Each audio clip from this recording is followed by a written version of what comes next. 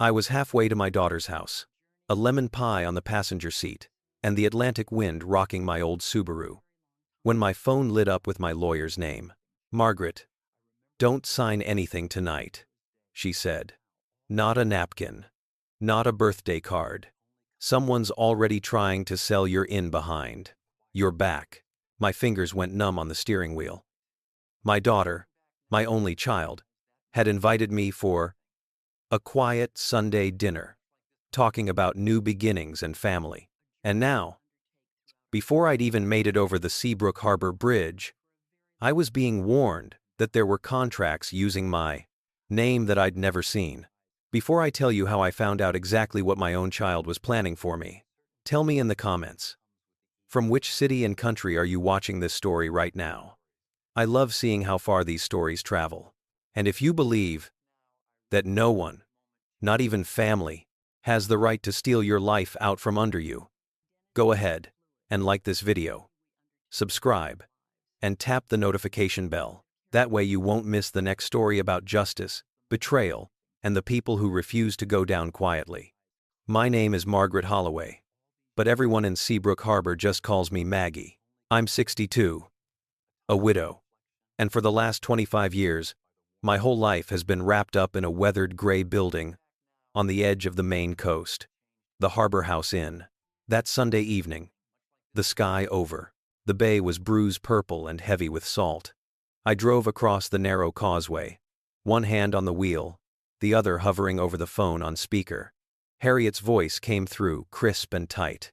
Maggie, I received a draft purchase agreement this afternoon with your name on it, she said. It's for Harbor House. Except you didn't send it to me, and the signature isn't one of yours I've ever notarized. The pie tin rattled as I hit a bump. A purchase agreement? For my inn? From whom? A pie. From whom? A development group out of Boston, she said. They think they're buying your property for a boutique condo conversion. The email chain shows your representative is your son-in-law, Ryan Carter. The air in the car thinned. My daughter Emily's husband, the man who toasted me at their wedding, calling me the rock of this family. There has to be a mistake, I said automatically. Maybe there's no mistake. Harriet cut in gently. The document includes a scanned signature labeled as yours. And Maggie, attached to that thread, there's language about you, transitioning to full-time assisted living, and Ryan acting as your financial agent. I signaled and pulled onto the gravel overlook, tires skidding on loose stones. The ocean spread out beside me, black and endless. I haven't signed anything, I whispered. I haven't even talked about selling. I know, she said. That's why you're going to go to this dinner, like everything's normal. Be pleasant. Be vague. And do not put your name on a single piece of paper. Tomorrow morning, you come straight to my office. We'll figure out how far they've gotten. The call ended. I sat there, listening to the waves smash against the rocks below. My hands shook on the wheel. 19, the taters. Emily had sounded so bright on the phone when she invited me. Mom, let's just have a quiet night, okay? Just you, me, and Ryan. We can talk about the future, about your retirement. You deserve to rest. Retirement. Assisted living. My inn was sold out from under me. I drove the rest of the way. In a kind of daze. Their street was all new construction. Identical pastel houses with perfect lawns that didn't match the rough, salty edges of the town I knew. Emily's house glowed warm from the windows. She opened the door before I could knock. Mom, you made it, she said, voice too bright. She kissed my cheek, perfume sharp and unfamiliar. You look tired. Are you okay? You haven't been forgetful lately, have you? That word forgetful landed like a stone on my chest. Behind her, I saw Ryan at the dining table, laying out 3 place settings and a neat stack of papers in a leather folder. The lemon pie suddenly felt heavier in my hands. Something was very, very wrong. and I could already feel that this evening wasn't really about dinner at all. To understand why that folder on Emily's table felt like a loaded gun, you need to know how I got here. I didn't grow up with much. I was the oldest of 4 kids in a mill town in western Maine, where the paper plant closed before I graduated high school. I married my high school sweetheart, Jack Holloway, and we did what everyone did. We worked, and hoped things would get just a little easier next year. They didn't. Not until we found Seabrook Harbor. We'd driven there once on a whim, following a hand-painted sign that said, "Lobster rolls and live music." The town clung to the rocky shoreline like an old barnacle, weather-beaten houses, fishing boats, and gulls that had seen every storm. I remember stepping out of the car and smelling the mix of salt and fried dough and thinking, this is what living is supposed to feel like. 10 years later, after saving every extra dollar, I bought a dying boarding house with peeling paint and a sagging porch. Everyone called me crazy. Who comes to Seabrook on purpose? They asked. But I saw it. I saw the sunrises through the warped windows, the way fog hugged the harbor, and the way people craved a place that felt real in a world that was increasingly plastic and polished. Jack worked construction by day and rebuilt the inn. With me at night. We ripped down walls, refinished floors, and argued about paint colors. We fought. We made up. We raised a little girl, our Emily, in the middle of sawdust and coffee cups and stacks of laundry. Then, when Emily was 13, Jack had a heart attack in the driver's seat of his truck halfway home from a job site. By the time someone saw his vehicle idling at the side of the road, it was too late. People told me to sell. You can't run this place alone with a teenager, they said. Take the insurance money and move closer to your family. Instead, I poured my grief into Harbor House. I took nursing shifts at the small clinic in town, then came back to flip mattresses and bake blueberry muffins until midnight. Summer guests turned into repeat visitors, leaf peepers in the fall. In the winter, the inn became a refuge for stranded travelers and locals who needed to get away from their own walls for a night. Emily grew up with the sound of suitcases on the stairs and coffee grinding at dawn. She helped sometimes reluctantly at first, then with efficient skill as a teenager. She also resented it. You love this place more than you love me, she once spat at 16, standing barefoot in the kitchen, mascara running.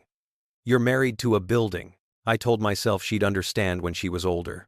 When she saw how the inn had paid for her tutoring, her braces, and her college tuition in Boston. When she realized how many nights I lay awake wondering if I was doing any of it right. She did grow up. She became an accountant, then moved into some kind of financial planning work I never fully understood. She married Ryan, a charming, smooth talker who brought expensive wine and big ideas. He called Harbor House quaint. First time he saw it, I pretended not to hear the condescension. They moved back to Seabrook after a few years in the city. We want to be close, Emily said. You're all alone out here, Mom. And maybe someday we can help you with the inn. You deserve to relax. Relax. Retire. Words that sounded like kindness, but tasted like control. Still, I tried to believe the best. I let Ryan look over my books when he offered. I nodded politely when he suggested modernizing my website and streamlining my reservation system. I never imagined my own child would try to erase me from my own life. Not until that phone call on the causeway and the leather folder on the dining table. So when Emily ushered me into their house that night and took the pie from my hands, all smiles and concern, part of me wanted desperately to believe this was just a misunderstanding, just anxiety, playing tricks on me. But then I saw my name on the visible edge of a document in that folder. Just the top line. Peeking out. Principal. Margaret L. Holloway. And the hair on the back of my neck stood up. Sit, Mom, sit, Emily said, guiding me to a chair as if I were fragile glass. You drove all this way. You must be exhausted. Ryan came in from the kitchen with a bottle of wine and 3 glasses. Maggie, he said, kissing the air near my cheek. You look great. Harbor House keeping you busy as always? He poured a generous glass for me without asking if I wanted any. I noticed the way they moved around each other, like actors hitting marks. Emily touching his elbow at certain moments, Ryan glancing toward the folder on the table, as if making sure it was still there.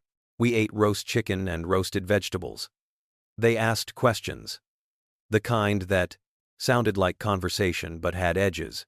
"Have you been managing okay with the stairs at the inn, Mom?" Emily asked. "Those old staircases are tricky," Ryan chimed in. "Lots of liability there." "I'm fine," I said, stabbing a carrot. "I'm on my feet all day. Keeps me young." Emily laughed too loudly. "Well, young is relative, right? You're 62 now. Brain health becomes really important. I was reading about how memory issues can sneak up without you even noticing." I looked up. "My memory is fine. Of course," she said quickly. "We're not saying it's not. We just worry. You've sounded distracted lately on the phone. You forgot you told me about that guest who lost his wallet. He's seen for too. Common. I told you twice." I corrected. "That's not the same as forgetting." Ryan reached for the leather folder. "We actually wanted tonight to be a positive conversation," he said. "About planning. About making sure you're taken care of. You've done so much for everyone else, Maggie. It's time someone did something for you." He opened the folder and turned it so it faced me. On top was a neatly typed document with my name in bold. "Now, before you panic," he said, in a voice people use on skittish animals, "remember, I do this kind of thing for a living. This is just a general durable power of attorney and a healthcare proxy. Totally standard. It just means that if anything ever does happen, we can help manage things without lawyers and court involved. It's a gift, really." I remembered Harriet's voice on the phone. "Don't sign anything tonight. Not a napkin." My heart thudded against my ribs. I picked up the first page, scanning the legalese. Words jumped out at me. Broad authority. Real property. Bank accounts. And right to transfer. "And Ed, how much authority does this give you?" I asked quietly. Ryan smiled. "All teeth. Only what we'd need in an emergency. It's just so the inn doesn't fall apart if, God forbid, you end up unable to manage it." He didn't say the word, but it hung there between us. Incompetent. Emily reached across the table and took my hand. "Mom, please. We're just trying to protect you. Protect what you built. We already talked to a specialist about doing a cognitive screening, just to make sure we're not missing anything." A specialist. A cognitive screening. In my mind, pieces started clicking. The articles Emily had sent me lately were about senior brain health, the gentle comments about how busy the inn must be for me at my age. The way she'd asked once, "Do you ever worry about getting confused when you're handling money?" I set the document down carefully. We have my lawyer look at this," I said. "If she thinks it's a good idea, we can talk about it." Emily's smile faltered. "Your lawyer?" "Mom, you don't need to waste money on—" "I'm not signing anything without Harriet's eyes on it," I said, more firmly than I felt. For a second, Ryan's polite mask slipped. His jaw tightened. Then he forced a chuckle. Sure. Of course. Always good to be thorough. Just don't take too long. Okay. Some of the timing on the tax benefits is, Ryan." Emily shot him a look. "We said we weren't going to push." They cleared the plates in brittle silence. I offered to help, but Emily waved me off. "You should rest," she said. "Go sit in the living room. We'll bring dessert." I walked down the hallway, heart pounding. In the living room, their taste was all over everything. Sleek gray furniture, a massive TV, and no family photos. I sat on the edge of the couch, waiting. My tote bag slipped off my shoulder onto the cushion next to me. As I reached to pick it up, my hand brushed against something smooth and metallic wedged between the cushion and the armrest. I pulled it out. A slim tablet. Black case. Screen lighting up. As it sensed movement. A notification flashed. Before the screen locked, new message. Finalizing closing date on Harbor House transaction, need seller confirmation. Finalizing. Next one. Finalizing closing date. For a second, I couldn't breathe. I should have stood up right then and walked it back to the kitchen. I should have said, "You," dropped this, and watched their faces. Instead, I slipped the tablet into my tote bag, my fingers moving before my brain caught up. When they brought pie and coffee, I smiled and pretended to be tired. I kissed Emily's cheek, hugged Ryan stiffly, and drove home with someone else's device, humming quietly beside my feet. I didn't open it until midnight, when the inn was dark and the only sound was the churn of the ocean beyond my bedroom window. The passcode wasn't hard. They'd given me the date of their wedding so many times, engraved on picture frames and ornaments. It practically typed itself. The home screen slid away. At the top of the email app sat a thread titled, Harbor House Acquisition. Seller. Margaret Holloway. If you think that dinner was bad, wait until you hear what I read in those emails. Because that's when I realized just how far a child was willing to go. My coffee went cold on the nightstand as I scrolled. The first email was from a month ago, from a man named Avery Lang at a Boston development firm I'd never heard of. Ryan. Excited to move forward on the Harbor House project. Location is ideal. As discussed, we'll keep the seller on as a legacy resident in an assisted living arrangement if needed. Please confirm her willingness to transition out of active management within 6 months of closing. Below that, Ryan's reply. The seller is my mother-in-law. We're already working on capacity, documentation, and power of attorney, so we can handle signatures if she becomes resistant. She's overworked and showing signs of decline. She just needs the right push. My hand flew to my mouth. Resistant. Decline. Like I was a stubborn child, refusing to take medicine. I scrolled further. There it was. A draft purchase price, less than what Harriet had once estimated the inn could fetch on the open market. A proposed closing date, 6 weeks from now. A copy of a preliminary capacity assessment is attached. From some doctor in Portland I'd never met, stating that I may be exhibiting early cognitive impairment, and that family oversight of financial decisions is recommended. Attached to that is a PDF. Appointment confirmation. Geriatric evaluation. My name. A date. 2 weeks from now. So that was the specialist Emily had mentioned over dinner. Not a gentle checkup, but a loaded gun aimed right at my independence. There were other emails, long chains with attachments I couldn't parse at first. Ryan asked about expediting guardianship if her judgment becomes compromised. Avery responded that any documentation establishing incapacity would be helpful in ensuring a smooth transaction. I put the tablet down, my vision blurring. I'd spent decades believing my biggest fear was losing the inn to a storm, a fire, or a bad season. I'd never considered that the real danger might come from someone at my own Thanksgiving table. At dawn, my phone buzzed. Hey Maggie, it's Ben over at Seabrook Savings, came the familiar voice of my banker. Everything okay? Fine.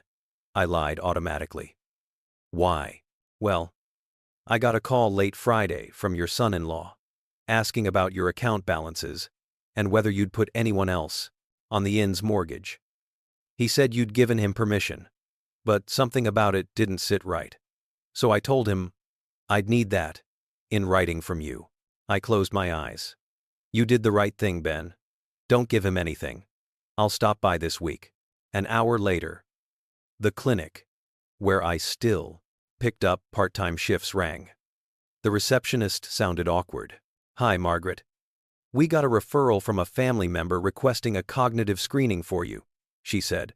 They said you'd been having some memory issues at work. Forgetting appointments? I almost laughed. No, I said. I haven't forgotten a single shift. Put a note in my chart. Any referrals about my mind need to come from me directly, not family. I hung up and stared at my own hands. They were steady. More steady than I felt. That afternoon, as guests checked out and I stripped beds and folded towels, my brain kept circling one question. Why? Why would Emily, my girl who used to fall asleep in the laundry baskets while I folded sheets, conspire to take away everything I'd built? Why not just ask for help? Why not talk to me like a human being, instead of a problem to be solved? By evening, I had my first partial answer. The investigator Harriet used sometimes a quiet woman named Grace called with a preliminary report. "Your son-in-law is in trouble," she said without preamble. "There's a trail of bad investments, margin calls, and what looks like options trading that went very wrong. Credit card balances are climbing. A second mortgage on their house you were never told about. He's leveraged to his eyeballs, Maggie." "And Emily?" I asked, voice thin. "Joint accounts," she said softly. "Her name's on almost everything. If this goes down, they both go with it." A chill crawled up my spine. It wasn't just greed. It was desperation. That night, sleep didn't even bother visiting. I sat at my kitchen table with a yellow legal pad, the tablet open beside me, and began to write names, dates, email subjects, and account numbers Grace had mentioned. Not as the way to make sense of it that would come later, but as something solid I could hold on to while the ground shifted. By the time the sun rose again, one thing was clear. They weren't just planning to take my inn. They were setting up a narrative where I was the doddering old woman who needed help. So, no one would believe me when I protested. I wasn't going to let that happen. I walked into Harriet's office the next morning, clutching the tablet like it might bite. Her office overlooked the harbor, but the windows were streaked with salt. She'd always said there was no point fighting the sea. She listened without interruption as I laid out everything: the dinner, the documents, the emails, Ben's phone call, and the clinic's referral. When I finished, she leaned back in her chair and blew out a slow breath. "Okay," she said. "This is worse than I thought." "Worse how?" I asked. She turned her computer monitor toward me. On the screen was a scanned PDF of a document labeled Letter of Intent, Harbor House Acquisition. It showed a purchase price, a closing window, and contingencies. At the bottom, there was a signature that looked like my own. Name had been dragged through a photocopier. Familiar, but off in tiny ways. "They sent this to the buyer as proof of your willingness to sell," she said. "Notice the date. 2 weeks ago." "I never signed that," I said. "I was here, at the inn, serving breakfast to the Rotary Club that morning." "I know," Harriet said. "But the buyer doesn't. As far as they're concerned, they're negotiating in good faith. The real problem is this." She clicked to another document. Petition for protective arrangement. Appointment of conservator. My name is in the caption. Emily and Ryan's names are listed as petitioners. "They haven't filed it yet," Harriet said. "But it's drafted. Someone sent it to an estate planning forum for review." Grace pulled it before they could hide it. My throat went dry. "Protective arrangement?" In plain English," Harriet said. "It's a request that the court appoint someone, usually a family member, to make decisions for you. Finances, medical care, where you live. They're laying the groundwork to argue you can't manage on your own." I let that sink in. The inn, my house, my accounts, my body, all potentially up for debate, if a judge believed their story. "So, what do we do?" I asked finally. Harriet's expression sharpened. "First, we make it legally undeniable that you are, in fact, competent. Second, we move your assets somewhere they can't touch, even if they do convince a judge to look at you sideways. Third, we gather evidence of their intentions." She ticked them off on her fingers. "Competence. I'm booking you for full cognitive evaluations with 2 separate specialists. Not the one they chose. Independent doctors with excellent reputations. If you're as sharp as I believe you are, they'll cleaning. Document that. Assets. We're going to set up a revocable living trust. Harbor. House. Your savings. Everything moves under that umbrella. You'll be the trustee. But we'll name a professional co-trustee, so no one can argue you're acting without oversight. That way, even if someone tries to claim you're unfit, the assets aren't in your name alone. And evidence? She continued. You already have the emails from Ryan's tablet. Grace will keep digging through their finances. We'll also need something that shows they're not just worried about Mom, but actively planning to benefit from you being declared incapable. I thought of Ryan's email about handling signatures if she becomes resistant. My stomach turned. Isn't this war? I asked quietly. Harriet's gaze softened a notch. Maggie. They launched a war the day they forged your signature. You're just defending yourself. She handed me a tissue, and I realized I'd started to cry. I always thought I'd be the one helping Emily if she messed up, I said. I never thought she'd be the one lining up a judge to take my life away. Harriet hesitated. Grace found something else, she said. I wasn't sure whether to tell you yet. But you deserve the truth. She slid a printed page across the desk. It was a policy summary from an insurance company. At the top, insured, Margaret L. Holloway. Owner, Emily Carter. It was a life insurance policy on me. Large. Purchased last year. This isn't illegal by itself, Harriet said quickly. Adult children can take out policies on parents, as long as they have insurable interest. But, in the context of everything else, it made bile rise in my throat. They weren't just planning for my care. They'd calculated the value of my death. For a long moment, I stared at the harbor outside. The boats bobbing as if nothing in the world was wrong. Okay, I said finally. My voice didn't sound like mine. It sounded calmer, harder. We do it your way.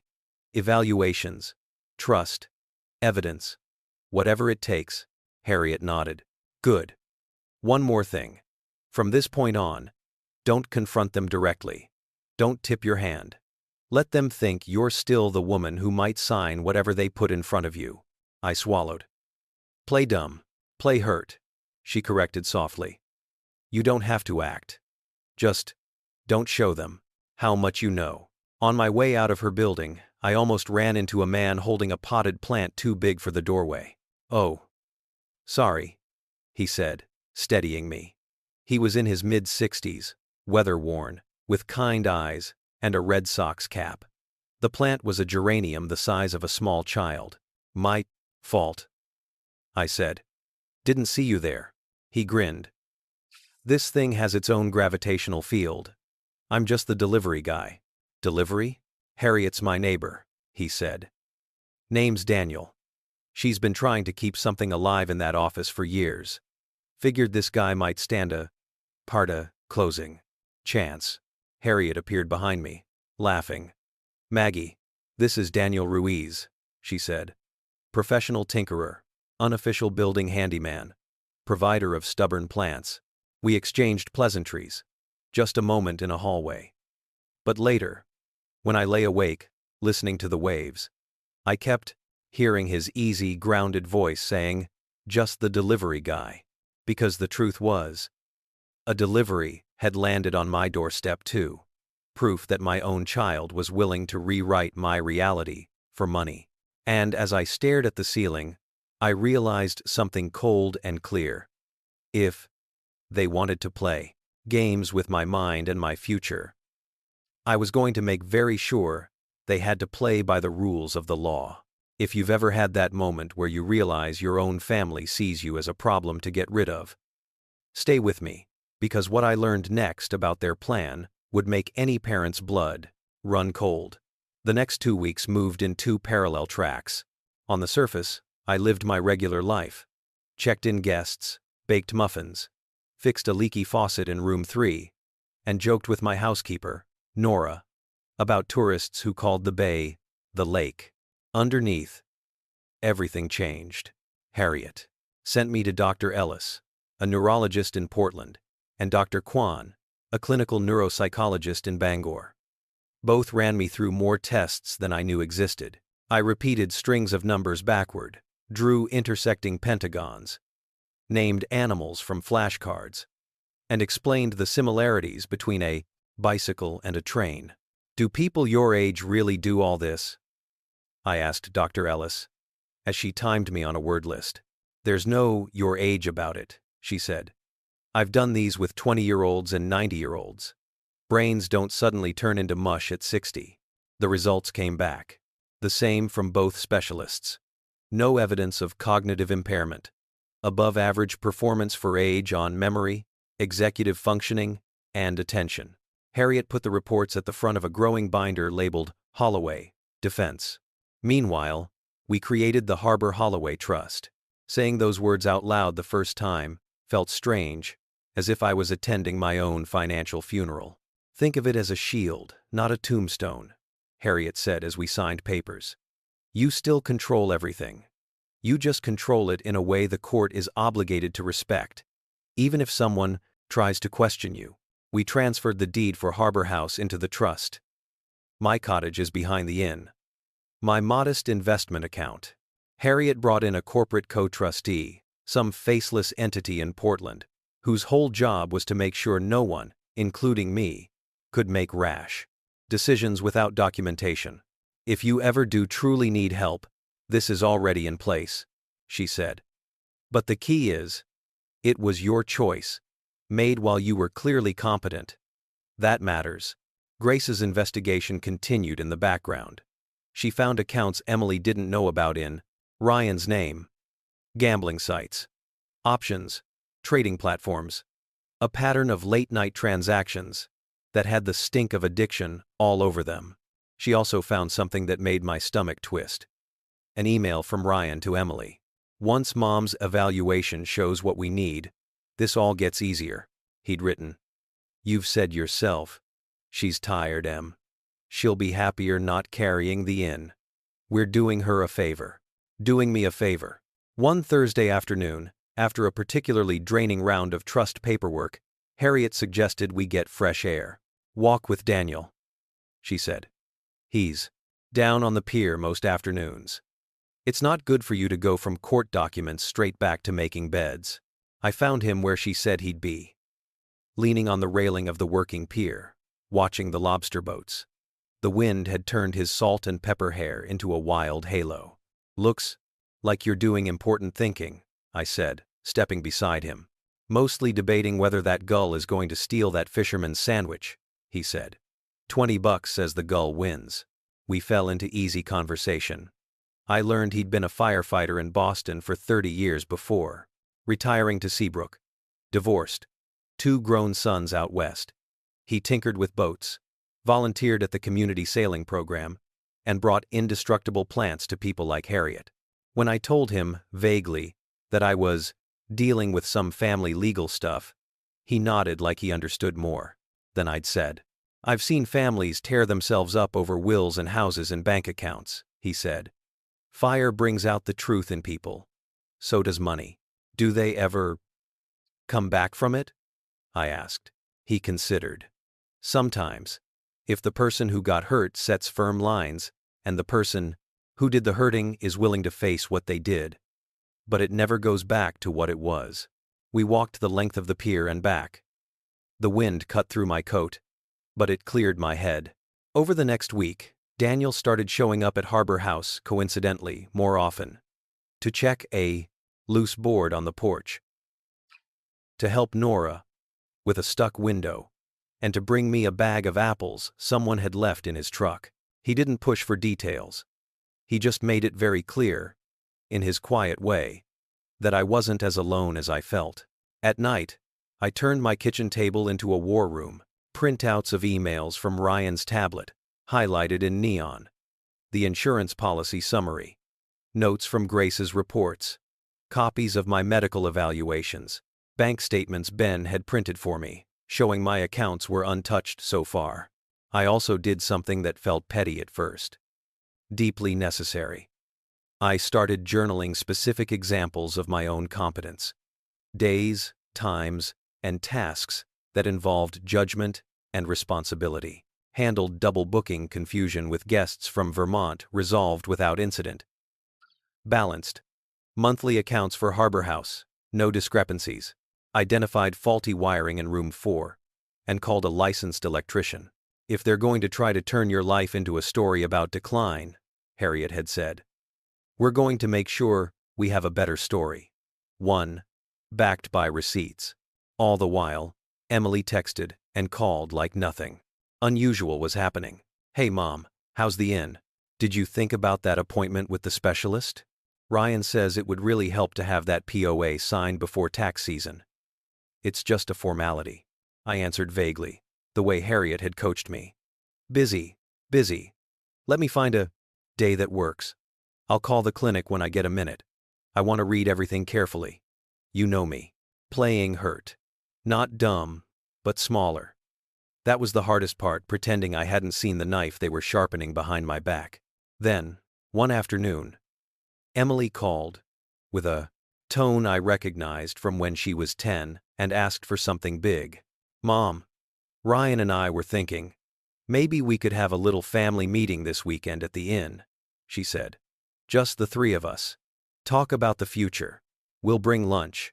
Behind her words, I heard the click of pieces sliding into place. They were ready to make their move. Saturday arrived with a low fog that wrapped the harbor in gray. Harbor House looked like a postcard from another era. Shingles damp, flag hanging limp. I set out coffee and sandwiches in the dining room, just as I had for 100 other little family meetings over the years.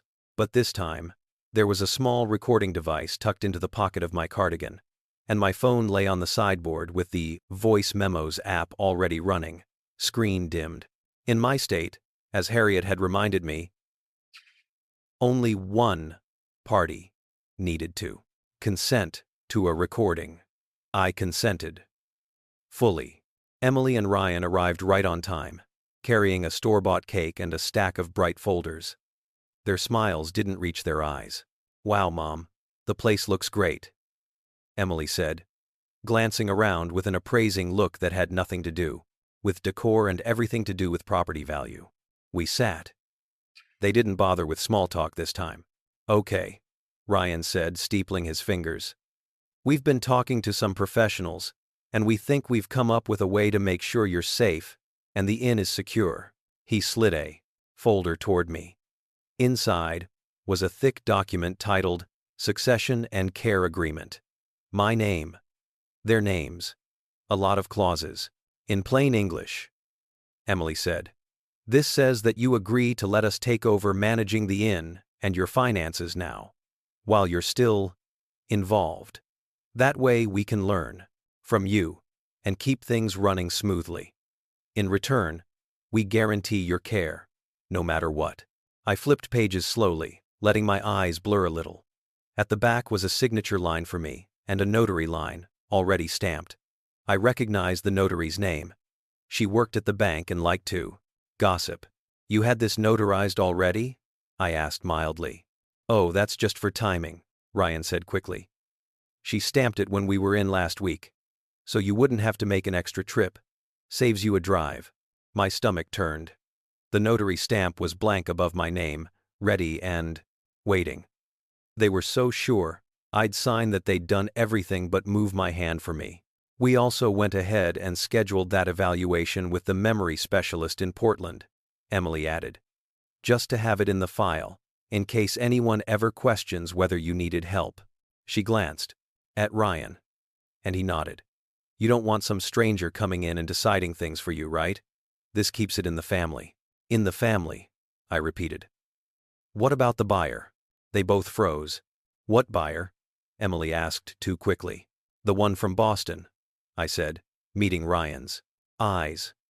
The one who's been emailing you about the Harbor House acquisition. Color drained from his face and then flooded back in blotchy patches. Mom, you went through my emails? Emily snapped. You left your tablet in my living room, I said. It lit up with a message about finalizing, closing date. I figured, since my name was on it, I was allowed to read what I was supposedly agreeing to. There was a beat of silence. Ryan rallied first. Okay. That's not ideal, he said, smoothing his tie. But, Maggie, This is a good thing. The offer lets you stay in a really nice, assisted living facility in Portland. We'd visit all the time. You wouldn't have to worry about roofs, or boilers, or tourists anymore. So you sell my inn out from under me, I said. Use a forged signature on a letter of intent, and tuck me into a facility I didn't choose with money I don't control. No one forged anything, Emily said, but her voice wobbled. We just moved things along. You get overwhelmed, Mom. You've said so yourself. I said I was tired, I corrected. Not incapable. Ryan leaned forward, eyes hard now. Look, the reality is, you're getting older. The inn is a lot to manage. We're just trying to make sure it doesn't fall apart because you're too proud to admit you need help. This agreement just formalizes what's going to happen anyway. And that insurance policy you took out on me?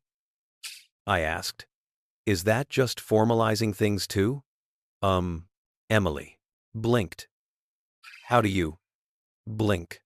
How do you put our relationship on paper, Em, I said quietly. You made my potential death into a line item. You don't get to be shocked when I read the budget. For a moment, the only sound was the ticking of the old clock in the hallway and the faint crash of waves beyond the windows. I never wanted to hurt you, Emily said finally, tears spilling over. But we're drowning, Mom. You have this place, all this equity, and you're just holding on to it. We thought if you saw how much easier your life could be, if I stopped being an obstacle and started being an asset. I finished. Ryan opened his mouth, probably to offer some polished line. I held up a hand. I'm not signing anything today, I said. Not this. Not the power of attorney. Nothing. Mom, please, Emily whispered. If you're so sure your plan is righteous, I said, my voice shaking now. You can explain it to a judge. Ryan laughed, but there was no humor in it. You really want to drag this into court? You think a judge is going to side with a tired innkeeper over two professionals who are just trying to prevent a crisis? I smiled then.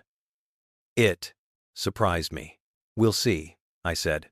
They left in a storm of slammed doors and muttered accusations. When their car finally pulled away, I sank into a dining chair and pulled the recorder from my pocket with shaking hands. Every word, every admission that they'd moved things along without me, every mention of the buyer, the facility, and the formalization of what they thought was inevitable. That evening, Harriet sat at my table with her reading glasses low on her nose, listening to the recording through headphones. When she took them off, her eyes were cold. This is good, she said. More than good. Between this, the emails, your medical evaluations, and Grace's financial reports, we have a solid case that they're not concerned children. They're prospective abusers. 2 days later, a notice arrived by certified mail. Emily and Ryan had filed their petition. They claimed I was confused, forgetful, and frequently disoriented. They listed incidents that had never happened.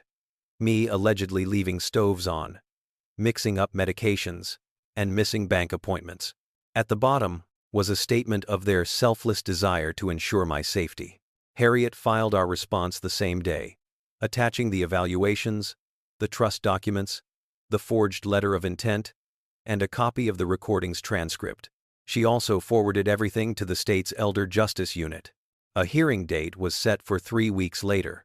If you think walking into court with my own child sitting at the opposite table was hard, wait until you hear what the judge heard about their care plan and how quickly their story fell apart. The courthouse in Bangor smelled like old paper and wet coats. I wore my best navy dress and the pearl earrings Jack had given me on our 10th anniversary. Harriet walked beside me, her binder tucked under one arm like a shield. In the hallway outside the courtroom, I saw Emily and Ryan with their attorney, a young man with too much gel in his hair. Emily's eyes were swollen, either from crying or lack of sleep. Ryan squeezed her shoulder. murmuring something in her ear. For a moment, I almost walked over, almost hugged my little girl, and said, "We don't have to do this." Then I remembered the forged signature on the letter of intent. The line in Ryan's email about handling signatures if she becomes resistant. The life insurance policy. I kept walking. Inside, the courtroom was small. A judge with steel gray hair and sharp eyes took the bench. "This is the matter of Carter versus Holloway," she said. "Petition for protective arrangement and conservator. Are the parties ready?" Emily's attorney went first. He painted a picture of a loving couple deeply concerned about an aging mother who insisted on running a complex business despite clear signs of cognitive decline. "She's misplacing things," he said. "Forgetting conversations. Becoming paranoid about perfectly normal financial planning. My clients only want to ensure that her twilight years are safe and comfortable." End quote. He submitted their evidence, a handful of vague and uncorroborated anecdotes, a letter from that doctor in Portland who, under questioning, admitted he'd never actually examined me in person, only reviewed family reports. Then Harriet stood. "Your Honor," she said, "what we have here is not a case of concerned children protecting a vulnerable parent. It's a textbook case of attempted financial exploitation."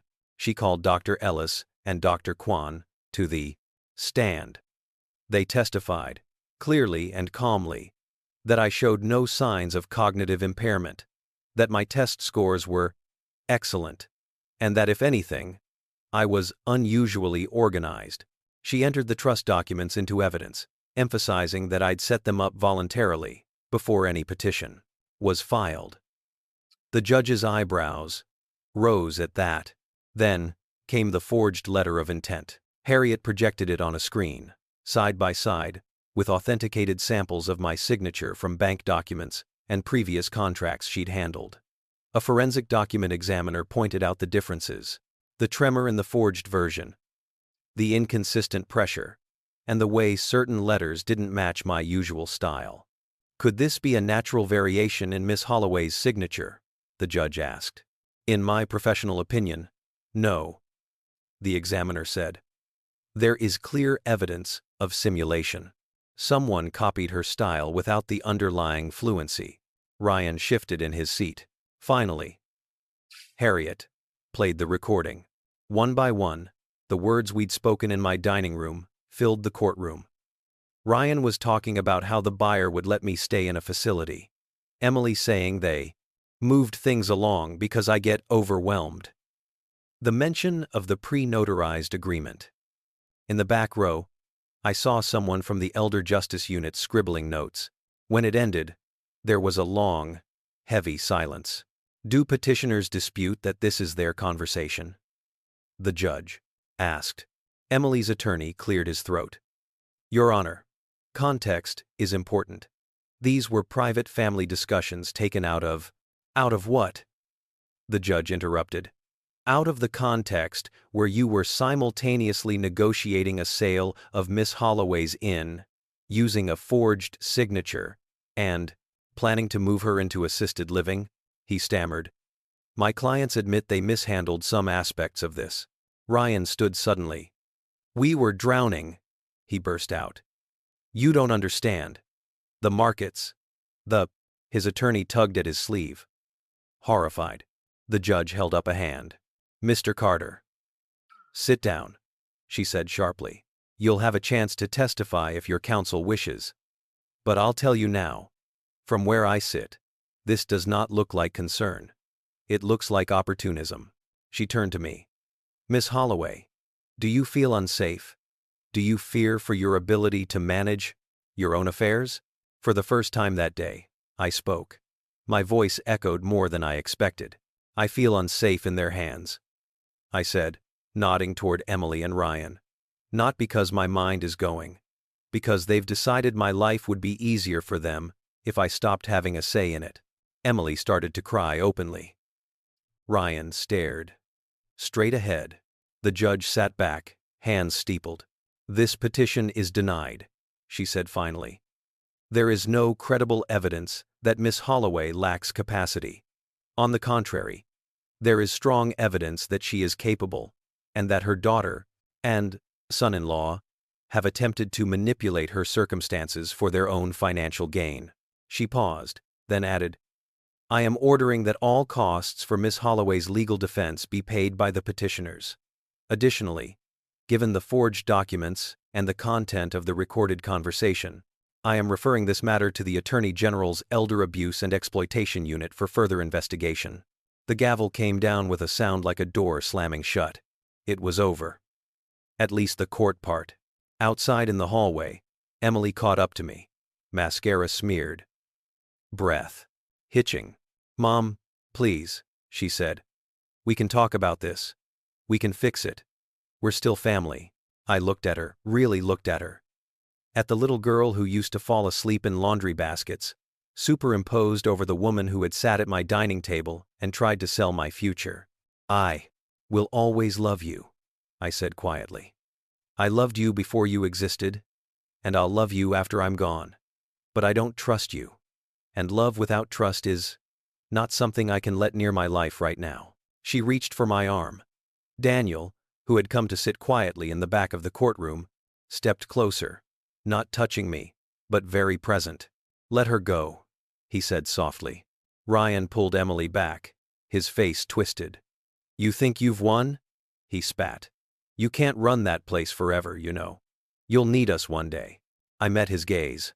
If the day ever comes when I can't run, Harbor House, I said. I'll find people who want to help me, not harvest me. We walked out into the cold air. My knees felt wobbly, but my spine was straighter than it had been in months. The law had seen me, not as a doddering old woman, but as a person with rights, and a story, and a mind of her own. The question now was what to do with the wreckage left behind. The state moved faster than I expected. Within weeks, investigators from the Elder Justice Unit were interviewing Emily and Ryan, requesting documents, and pulling financial records.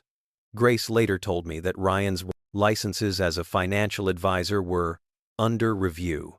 Harriet laid out my options like dishes at a buffet. We could push for criminal charges, sue for damages, and seek restraining orders. Or, we could leverage the threat of all that to negotiate something else. What do you want? She asked me one afternoon, sunlight slanting through her office window. I'd been thinking about that a lot. On quiet mornings, when guests were still sleeping, and the inn creaked in the sea wind. On walks down to the pier with Daniel. On nights when I lay awake, remembering Emily's small hand in mine on her first day of kindergarten. I want 3 things, I said finally. I want them away from my finances forever.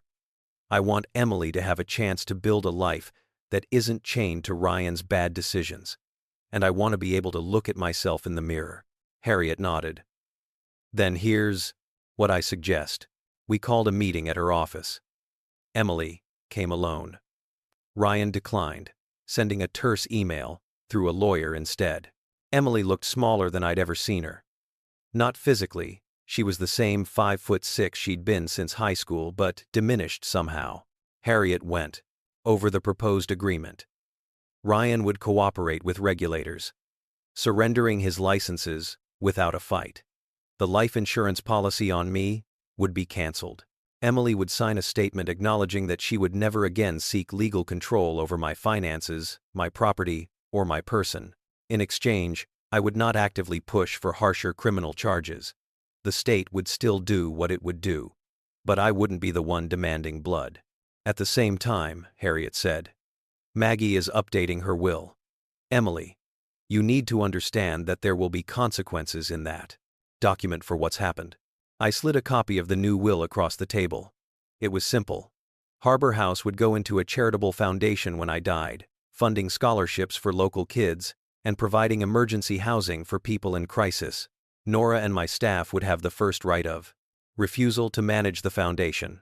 Emily would receive a modest sum, enough to start over somewhere if she chose to leave Ryan or rebuild her life in some other way. But she would never own my inn, my house, or any part of the trust. Her hands trembled as she read, You're leaving. Everything. To strangers, she whispered. Not strangers, I said. People like the ones who kept us afloat when your father died. People this town has always had room for.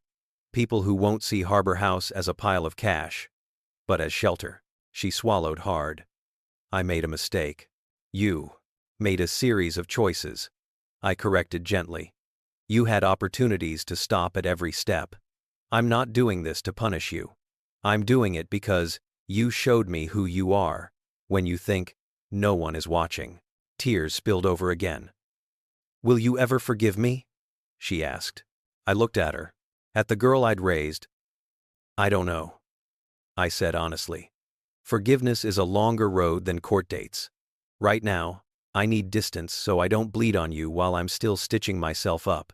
She flinched, but she nodded. She signed the agreement.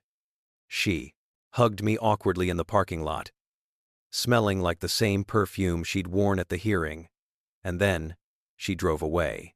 I don't know what will become of her and Ryan. I hear bits and pieces their house quietly listed for sale. Whispers of him working at a hardware store, 2 towns over. Time will tell. What I do know is what became of me. I hired a manager for Harbor House, a sharp young woman named Tessa who'd come from Portland, burned out on hotel chains, and fell in love with the crooked floors and honest work here. We restructured my role so I handle what I love: guests at breakfast, holiday decorations, the occasional special event, without drowning in bookkeeping. On Thursdays, I walk with Daniel along the pier. Sometimes we talk about everything: our kids, our fears, the songs that make us cry in the car. Sometimes we just stand there in comfortable silence, watching the gulls risk everything for a dropped French fry. One weekend, we drove up the coast to Bar Harbor, just because neither of us had seen it in winter. We stayed at a cheap motel, ate chowder in a nearly empty restaurant, and fell asleep to the sound of a different stretch of ocean. Do you ever regret not pushing for the harshest punishment? Daniel asked me once, as we sat on a bench overlooking the icy water. No, I said slowly. I regret that it was my child I had to defend myself from at all. But as for punishment, the worst consequence for her isn't what a judge might order. It's waking up every morning, knowing she tried to sell her own mother's life out from under her. I took his hand. It was rough and warm and very real. If I'd devoted the rest of my days to destroying her, I'd still be living inside the story she wrote for me, I added. I'd rather write my own ending. Now, when I lock up the inn at night and step out onto the porch, I look at the sign, Harbor House Inn, established by Jack and Margaret Holloway, and feel something I hadn't felt in months: peace. They tried to turn me into a shadow, a problem, a case file. They tried to fold my future into their debt. Instead, I stood up in front of a judge and said, in so many words, I am still here. I still decide how my story goes. Maybe that's the real revenge. Not watching them fall, but refusing to let them take you down with them. Choosing, every day, to live, well, in spite of what they did. If you've listened all the way to the end, thank you for sharing this time with me. Now I'd love to hear from you. What would you have done in my place? Would you have cut them off completely, or given them a second chance? Tell me in the comments your stories, and opinions matter more than you know. And if this story resonated with you, please like the video, subscribe, and turn on the notification bell so you don't miss the next tale of justice, betrayal, and people who refuse to let toxic family write their ending. Until next time, take care of yourself, and never be afraid to stand up for your own life.